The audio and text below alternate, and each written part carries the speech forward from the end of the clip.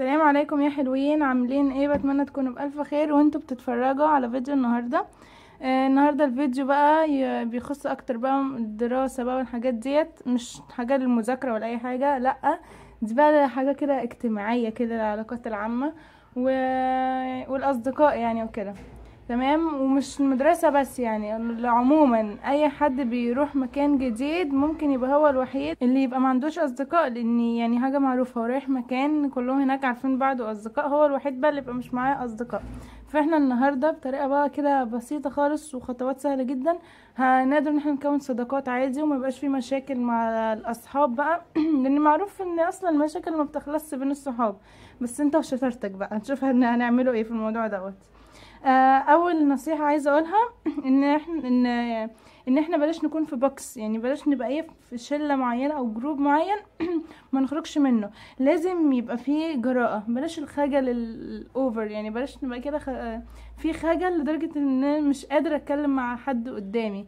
حد عجبك شخصيته وحابب ان يبقى صديق ليك واي حاجة، روح واتكلم معاه شوف ايه اكتر حاجة هو شغوف فيها وبيحبها واتكلم معاه في الموضوع دوت كده هيبقى الموضوع سهل ان تبقى اصدقاء. الموضوع ظبط بقيتوا اصدقاء عادي، ما ظبطش عادي خالص، يعني مش هتقف ان دوت بس اللي يبقى صديقك، في ناس كتير جدا وزي ما قلت لكم بلاش يبقى فيه شلة معينة او جروب معين يبقى ما فيش حد غيرهم، عشان ممكن تحصل مشكلة وانت اللي تخرج بره الجروب دوت، يعني تحصل بقى الكلام والفتنة اللي بتحصل بين الصحاب ديت. بلاش انت تبقى انت سبب في فتنة او حاجة زي كده، ممكن حد يقول ده قال عليك كذا وده عمل كذا وقال فيك كذا وتخرج انت بره ايه الجروب دوت. فانت خلي عندك اصدقاء كتير جدا، بحيث لو الجروب اللي انت فيه دوت خرجت منه او حصلت اي مشكلة فيه ما تبقاش وحيد وترجع وحيد تاني، يبقى عندك ناس جديدة تانية.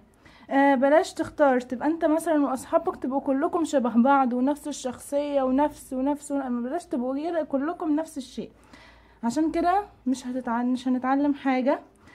لازم تبقى عندك اصدقاء مختلفين، واحد بيحب كده واحد بيحب كده واحد، يعني يبقى في اختلاف في الشغف وفي المواد وفي المستويات وكده، علشان تبقى يعني يبقى الموضوع في ان انت بتتعلم، يعني انت صداقتك كده مش تسلية وخلاص، لا انت صداقة بتعلم. تمام، ولو عايز بقى تكون صداقات جديدة زي ما قلت لكم في الاول، ابدأ انت، ما تستناش مثلا حد يجي يقولك ممكن نبقى صديقك، لان انت كده ممكن ما تكونش صداقات. يعني نبدأ في الموضوع، يعني عجبك الشخصية دي تروح انت تبدأ انك تتكلم معاها. ابعدوا بقى عن الكذب خالص، بلاش موضوع الحوارات دوت، يعني موضوع حوارات بابي عنده ومامي عندها وانا فيا وبيا وعليا والجو ده مش حلو خالص. هتبدأ الصداقة بحوارات وبكذب مش هتكمل، عشان الكذب حبله قصير وهو صفة وحشة خالص خالص، لان كله هيتعكى عليك في الاخر والحاجات اللي انت مخبيها دي هتتكشف في الاخر وهيبقى شكلك وحش جدا، هيبقى شكلك وحش جدا. ابعدوا عن موضوع الكذب دوت، ومش شرط في الصداقات بس، ده عموما الكذب صفة مش حلوة خالص، وزي ما قلت لكم ان هي اكتر صفة ايه بكرهها.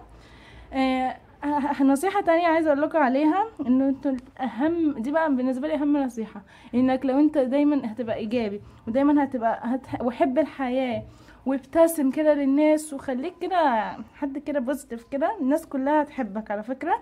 وهيبقى عندك صداقات كتير، يعني انت بقى ممكن في النقطة دي لما تبقى ايجابي مش تحتاج ان انت تقول حد ممكن والنبي نبقى اصدقاء والنبي عايزين نكون اصدقاء، مش هتحتاج تعمل كده ابدا ابدا، لان انت اصلا هتبقى واحد ايجابي، الناس هي اللي هتحب ان هي تبقى اصدقاء ليك.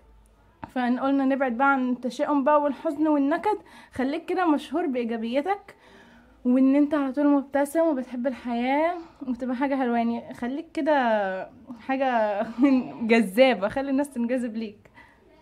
وهي دي كانت النصايح بتاعتي لتكوين بقى الصداقات وكده، خليك كده واحد اجتماعي. اوكي، وفي الاخر بقى بجد عايزه اقول على حاجه، ان انا رغم ان انا عامله عشان تكون الصداقات، بس عايزه اقول لكم ان الحياه مش هتقف على صديق، يعني انت لو تعيش وحيد احسن ما يبقى عندك اصدقاء تعبينك بقى وفتنه وغدر وحاجات اللي بتحصل بين الصحاب، دي حاجه معروفه جدا.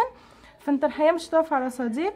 وبلاش تتعلق بشخص، بلاش تتعلق بقى باصدقاء معين او بصديق معين، لان ممكن لو حصلت اي حاجة واضطريتوا ان انتوا تتفرقوا، انتوا ممكن بقى يعني هيبقى بجد في حزن وألم وحاجات وحشة كده.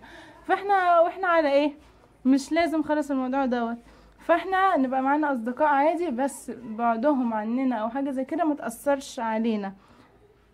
الصديق الوحيد اللي يكون ليك هو مامتك، هو ده بجد بقى، هو ده اللي يكون الصديق الوحيد ليك، هو اللي عمره ما هيفضحك، وحتى لو قلت له سر مش هيفضحك. ونصيحة بقى، بلاش تتابع الموضوع دوت، بلاش ترموا كده اسراركم كلها لاصحابكم، مش محدش مضمون. السر الوحيد والصديق الوحيد هو مامتك. ابعدوا بقى عن موضوع الصداقات المزيفة والوحشة دي. مش بقول ان انتوا تبقوا الناس وحيدة مثلا وما عندهاش اصدقاء، لا، خليكم اجتماعيين وعندكم اصدقاء، بس يبقى فيه حرص في المعاملة. تمام. وبكده اكون وصلت لنهاية الفيديو بتاع النهاردة. فيديو مش عارفة، اكيد على السريع يعني كده. يا رب يا رب يكون عجبكم. وانا طالعه لكم من غير اي حاجة، طالعه لكم على المكتب او على الترابيزة اللي انا بذاكر عليها. تمام. بحبكم كتير. ما تنسوش تعملوا لايك كده للفيديو، اعملوا لايك للفيديو، واشتركوا في القناة لو مش مشتركين، ولو مشتركين فعلوا الجرس عشان يوصل لكم كل جديد من فيديوهاتي.